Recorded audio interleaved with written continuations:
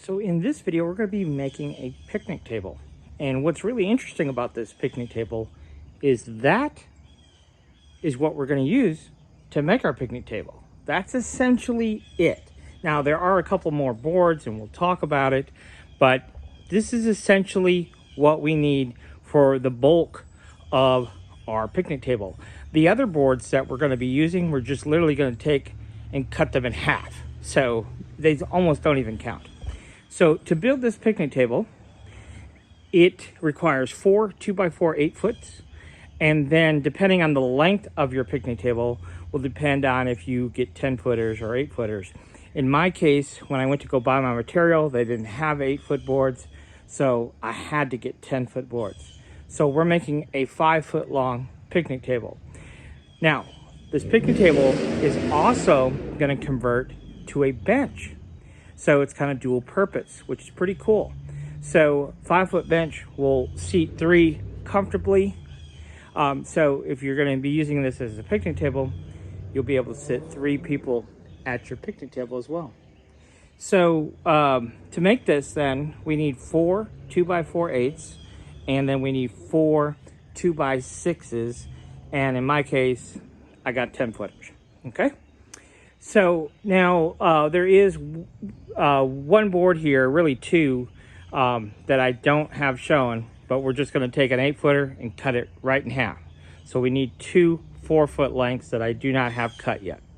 Okay, so let me walk you through what we do need though. So we need 2 of them that are 28.5 inches, and then you can see we have 4 of them that are 26.5 inches, and then we have 2 that are 17, and then we have 4 that are 16.5. Okay, so that's going to create our 2 frames, our left and right side frame. Okay, now these 17s we have to get milled up and a little bit at the top. We got to put a 15-degree angle on this as well. So we're going to put a 15-degree angle here, and then up here we're going to round that off just a little bit on both of those. And then here, 2 of our 16.5-inch boards, we're going to add a little miter, boop, right there. Okay, so now we do provide the template for this curved part in the plans. Okay, so we do have a set of plans for this. They're just $5, so don't cost a lot. But also with our plans, you're going to get our marketing video, our Facebook listing description, all of our staged images. So you'll be able to post this immediately in your area and say, hey, this is something I can build for you. And then when you get an order, go in the shop, knock it out. This is probably an hour or 2 job. Like, it's that easy. So the 2x6, in my case, 10-footers, we just have to whack them in half to 5 foot long. So our table / bench will be a 5 foot long. So we just cut those in half, and then the 1 2x4 8, we're going to cut that in half to 4 feet. And that's it. So I'm going to go ahead and add my miter to this, and then go ahead and get my template out and go ahead and get that taken care of as well. And then we'll show you how this is going to go together. I would probably go ahead and take off all of our black markings on our boards as well. And you may be wondering why this is brown. I am using cedar toned treated wood. So my local Home Depot carries cedar tone, although it's a little bit lighter color than this. But my local Menards carries the cedar tone, and it's a little bit darker than what you'll find at Home Depot. So I'll go ahead and get this sanded up and prepped up, and then we'll put these frames together and show you how it all goes together. Okay, so I have my parts cut the way I need to. So on this 17-inch piece, what we did is we added a 15-degree miter right at the tip of the board on both sides. And if you notice here, when we added that 15-degree miter, the only part that's rounded is just really down here at the bottom. So what I did is I just made another cut on my miter saw, and then I'm just going to use my orbital sander with some 60 grit sandpaper and just round that off. Okay, if you've got a belt sander, You could use your belt sander, whatever. So you don't even really need to break out the jigsaw to round that off. What little we got work to do there. And then you can see here, we went ahead and put a little miter at that end too. So I will go ahead and get these boards all sanded up, polished up, looking good. Round over this edge here, so that's good. And then we can go ahead and show you how this goes together. So I have all my boards sanded, all the black lettering off my boards. You can see I just give a real slight little round over. And then you can see here that we just made those nice and round. Now, one thing I'm going to tell you about your success with your converting is that hole in relationship to that corner needs to be super precise. So in order for this to, our top to be able to fold down into a bench, where we put that hole is really important. So just kind of keep that in mind, that if your top does not fold down like it's supposed to, it's because you didn't have that hole really where you need it to be. I did leave you a little tiny bit of play, but not much. So it needs to be pretty accurate. Okay, with all that said, it's time to throw this thing together. And literally, if it takes you more than 10 minutes, you're doing something wrong. Like, this is gonna come together very, very quickly.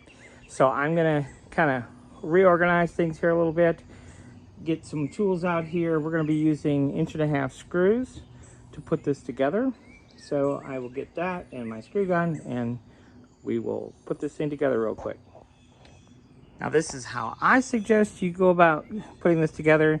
We got our 28.5" piece here, and then I just take my carpenter square. You can see we're lined up down here, and then 4 inches up, mark a line, and now we can go ahead and put in our 26.5" boards to connect our back leg to our front leg. So we'll go ahead and do that real quick and show you what that looks like. So that's how that goes together. So we're coming up from the bottom 4 inches, we're flush up here, and then with that line that we marked, we're flush with that. One other thing I like to point out, I like to keep my screws, that pattern to be the same. I know it's an OCD thing, but you know what? I think it looks better that way. So do it how you want, but I try to keep my pattern the same. So now what we want to do is this will ultimately be, if we're looking at the front of the bench, will be the right-hand side. So what we need to do is create the same thing, but the mirror of this. So the long one will be on the right, the short one will be on the left, and then that will make the other side for us. Okay, so that's kind of our next step there. So you can see what I mean by we made the opposite, with the long board over here, short board over here. And you know, if you want to be crazy like me, that side had the screw pattern going this way, this side has the screw pattern going the opposite way.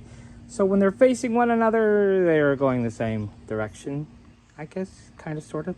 I don't know why my brain obsesses over stupid stuff like that, but at any rate, that's that. Now, the next step is to place these in place, kind of, sort of like that.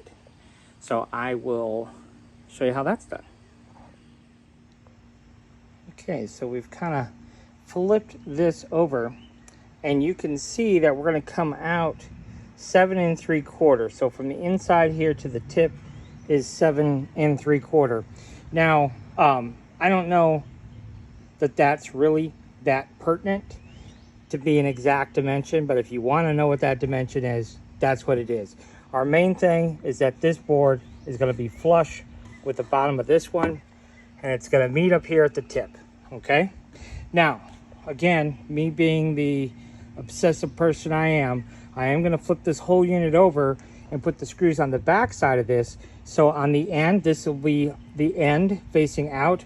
There'll be no exposed screws. All the screws will be on the inside. Okay, so I'm going to make that little adjustment, do that to both frames, and then we're going to move on here. So now you can see how nice this looks. No exposed screws. And then what I did here up top, I did use my pilot drill number 9 and drill the pilot hole with a 3.5-inch screw kind of at an angle to maintain the registration so that these are flush, okay? So I want to do that same thing to both sides of our frames. But before we move on to that, I think I'm going to go ahead and mount this piece right here to this frame, and then my left side will be totally complete, and then we'll do the same exact steps to the right side. So now we have our tabletop support in place. Now, eventually, this is going to move, but for right now, we are just going to put in one screw, and we want to be kind of mindful of where we're placing these screws. Notice I've kind of placed them down towards the edge of the board here. So we just need 2. We're using 2.5-inch screws because eventually we are going to be drilling a hole in both of these boards. So we don't want to screw in the middle where our hole's got to be. But I felt like it's best to do it this way, actually mount this to the other boards. So when we drill, we're going to drill straight through both boards. Okay, so now this one is complete, so we need to do the same steps to the right side. So there is our right side frame. Okay, now if I didn't mention it previously, the distance from here to here is 3.5 inches, and it's a good idea, use your carpenter square, make sure that that is in fact squared up. Okay, so we're getting there. So now what we need to do is take our 2x4 8-footer and cut that exactly in half at 4 feet, and we need 2 of them. And what we're going to do is we're going to connect our frames right here and then right here. Okay, those 2 are going to be connected right there. Okay, so we're going to be using 3.5-inch screws here. And if I didn't mention it previously, that screw is also 3.5 inches. Okay, so we're going to go ahead and do that part, get that in place, and connect those 2 together. Now, I don't have a helper. Certainly a helper would make the process a little bit easier, but we'll manage. We'll manage. So our 2x4 is going to come just right flush with this, just on the inside, right there, on both of them. 4 foot long, connect our 2 frames together, and then we can move on. So this is what I did to solve the problem.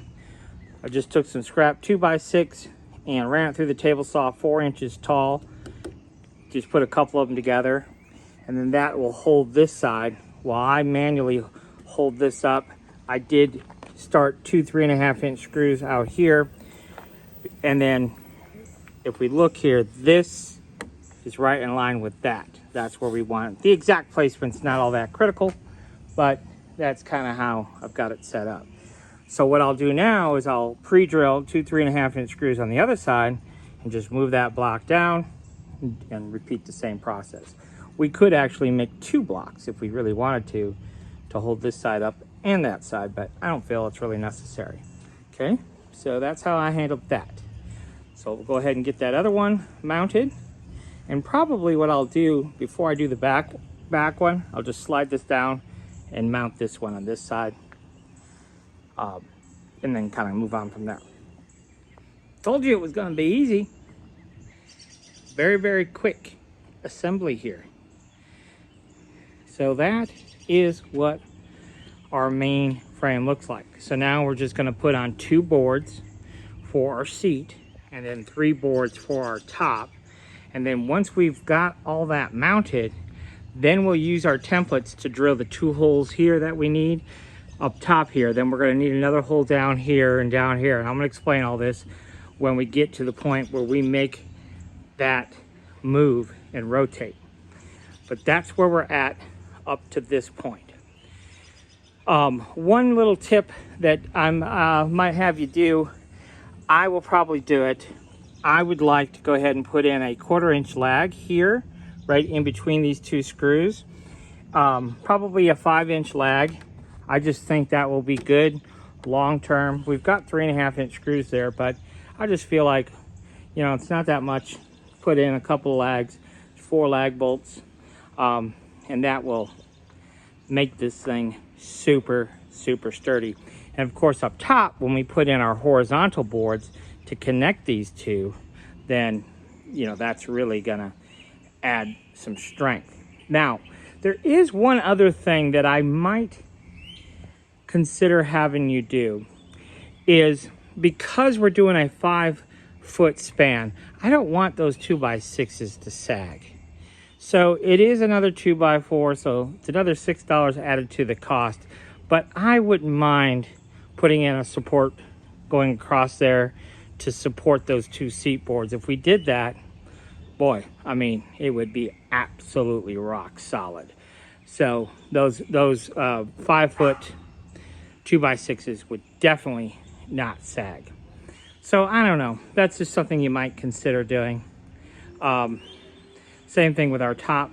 We might support our top a little bit, but we'll use it the way it is and see if it's really necessary. But I usually do like to do that. I like to add a support there. So I will go ahead and cut my top boards. All of my top boards will be cut at 60 inches. So it's gonna have a 3-inch overhang from here, 3 inches, okay, on both sides. And then it's gonna come out a 1/2-inch overhang on the front, okay? And the same is true with this 1/2-inch overhang on the back, 1/2-inch overhang on the front, and whatever it is in the middle is whatever it is. There's a small gap, like a 1/2-inch gap or something like that. Okay, so I'll go ahead and cut my 2x6s, and then we'll put them on and see what they look like. Now I know earlier I said that we needed 4 2x6. In my case, we're doing 5-foot bench / table, so I've got 2x6x10s, but we don't need 4. We technically only need 3. So I don't know why I thought you needed 4, but we need 5 boards, okay, that are, in my case, 5 foot long, 3 for the top, 2 for the seat. So if you get a 10-foot board, you'll get two lengths out of 1 board, so you only need 3. So that'll save you a little bit of money there. So you can see what I've done here. I've got a 3-inch overhang from the outside of our leg, and then a couple of 3.5-inch screws. We have a 1/2-inch sitting out front of our leg, 3-inch on the ends, and then a 1/2-inch in between. I don't know if you could see it or not, but what that yields us, by the time we get our top on here, it's going to extend past a 1/2-inch too. Our seat is almost going to be dead level with our top. And usually I like to make from the front edge of my picnic table to the front edge of my seat, I like that distance to be 4 inches. I'm a little bit bigger guy, so I like to have a little bit of more belly room. So I'll be interested to see how this will sit. What I plan to do, because I would need more space from my belly, is kind of sit back on the seat a little bit more. But I don't know. This is the first time I've made this configuration, so I don't know how big a deal that's really going to be. So what I'm going to do now is go ahead and do the same thing up top here. Put those 3 boards in place. 3-inch overhang from the outside of the leg. Okay, and then a 1/2-inch overhang, like so. And then we'll have 3 boards going across there. So I'll go ahead and get that in place and show you what that looks like. So you can see I've got 2 of my top boards in place here. So this is a 4-inch overhang from this board, 2.5 if you're measuring off of this board. Okay, and so you can see I just have a couple of 3.5-inch screws. Now in the plans, I do give you the dimensions for this board and down here where the seat connects, that if you prefer to use pocket hole screws. This way you would not have any exposed screws on the top. Time is money. Drilling those pocket hole screws adds more work to the project. So for this kind of more or less prototype, I didn't bother with the pocket hole screws, but that may be a preferred option to, just another idea. So with that said, now we can go ahead and get our last one in place with an equal gap, which should be a 1/2 inch on either side, just like our seat. So that's what we're up to this point. Okay. So far, so good. Now, there are a couple of things that we should talk about, and that is this horizontal bar here. While it's not really in the way of our feet when we're sitting down, it's not really what I would call in our way, but it is just enough of a bothersome for me that I'll make a small change in the plans. So what we're gonna do, this horizontal board, we're gonna stop it so that this board can then mount. So this board here will mount on the outside, but it'll be flush with the back of the leg. So this board here is gonna end 1.5 inches short here. And then that board will mount to the outside. And that will just give us just, 3 more inches of foot room there. And like I said, it's not a huge deal, but it's a big enough of a deal where I think it can be improved upon without much extra work. The one drawback in doing that board is currently 48 inches. So because it's gonna go on the outside, it would need to be 51 inches. So we would just, instead of buying an 8-foot board, we'd have to buy a 10-foot board to accommodate for that. Now this board here is not in our way at all. So I'd probably just leave that configuration just the way it is. These are just minor things that we think about as we build. Okay, so now the fun part is making it turn. So we're gonna drill 2 holes here. On the vertical, that hole is not really that important. As far as the placement, it's not that critical. This hole on the angle board is really critical because where that hole is in relationship to our curved part, that's what's going to allow this to tilt.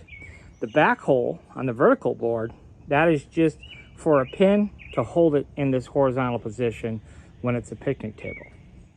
So that's less important, but this first one is going to be our hinge point, and that's pretty critical that we get it right on the first try. Otherwise, it will not rotate into our back of our bench. So I'm going to get my template. I'm going to be using my 3/8 inch pocket hole drill bit. I'll show you what that looks like because we are using 3/8 inch hardware. So I will go ahead and drill those holes and see what we come up with. Nothing too special there. You can see what I did. I just lined up my template, used a screw at the crosshairs, and now I'm going to go ahead and drill that out. Now I'll do the same thing to the other side. All right, a couple of things. This screw lines up almost perfectly with our bolt. You see that? So we are going to have to take that screw out, still use that same screw hole, but just put it in a little bit of an angle and you're good to go. And we had to do that on both sides. But now you can see we have that bolt in place. So I only had 4.5 inch bolts on hand, but really you just need a 4-inch bolt. That's a 4-inch carriage bolt. And then on the back side, we're going to do a fender washer and a stop nut. I'm not going to put that on just yet because I want to make sure that the rotation actually functions the way I hope it to. Now remember, we put in 2 screws, so we got to remove those 2 screws on both sides, and now that should rotate. So we're going to see if that actually does work. Pretty fancy. Works perfectly. So you see there, very easy to make that into a picnic table and then push it down and makes it into a bench. Now, on the back side here, let's get a good view here. You notice the clearance. Watch the clearance. See how it's actually rubbing against it, but that's okay. There's a little bit of play here in this bolt, but there's a tiny little gap. Okay, and it can just ride right on that roundness to go into that. So once this is totally secure, it'll just ride perfectly on there. Okay, so that's what we want. Now, the one question I had in coming into this was whether or not we need a hole down here, okay, to hold it in the to lock it in this bench position. And then when we push it up there, we know we need a hole here to lock it in the horizontal position. But will it stay by itself is the question. And I think the answer is yes. There's enough leverage and pivot where I don't think we need that extra hole. But there's a challenge that we may want to put that hole in anyhow. And that is when we pull this pin, okay, when we pull the pin to lower it down, where does the pin go? Well, if we could just stick it right back in the same hole, but if we had a hole down here, we could just stick it in that hole and then it would lock it into place. So I don't know. I think maybe I'll just go ahead and put the hole there so it locks in both positions. Now, the other thing, my other concern was this, okay? In order to use this as a bench, if I were to sit on here, is that 15-degree angle comfortable? I don't usually use 15-degree angles. I usually use 10 because that's what I prefer.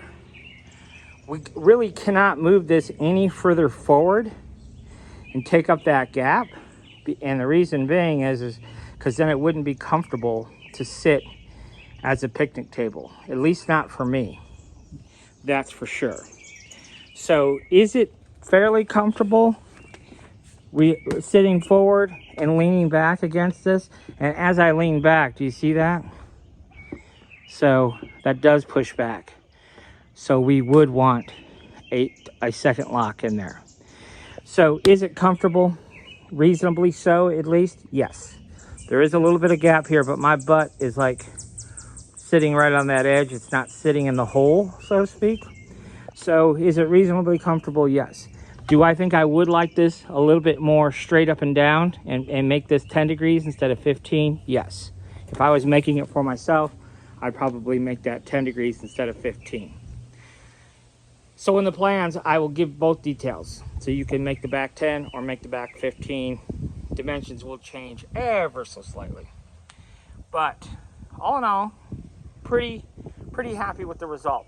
So now what we're gonna do is put it in that position, go ahead and drill our locking holes, and then we'll lower it down, drill our bottom locking holes. I'll show you how all that works. We'll get it staged up and show you the end result here. Okay, so we've gone ahead and put in our pins, and I'll show you how those work out. So there's our pins. We're just using these eye bolts. These are 3/8 of an inch in diameter, and they're 5 inches long. Now on an eye bolt, they don't measure, they measure from the top of the eye, not the actual thread. So as we put these in, I do make that hole just a little bit bigger than 3/8. You can see that over here, they don't really stick out very far. And then we use the fender washer and a nylon stop nut for that. So you can see we have the pin in here. So we'll go ahead and pull that pin.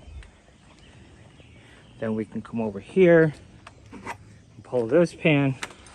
Go ahead and put it down. And then we'll just reinsert the pin there. And then come over here and reinsert the pin there. And now we have our picnic table in the locked position. So pretty cool little project. So I will go ahead and do a little bit more sanding on it, perhaps polish it up just a little bit. We'll get it staged up. We'll give you one final look. Here we have our convertible picnic table slash bench. This particular one is 5 foot long, and I'll show you how it works. So there's a pin right here on the side. We just grab it and pull it out. And then there's another pin on this side where we can just grab it and pull it out. And then this will then turn into a bench, and then you just reinsert your pins, and that will lock it into the bench position here. So there you go. There is your convertible picnic table bench. We do offer custom logos on the bench, and we do offer delivery as well. So there you have it, guys.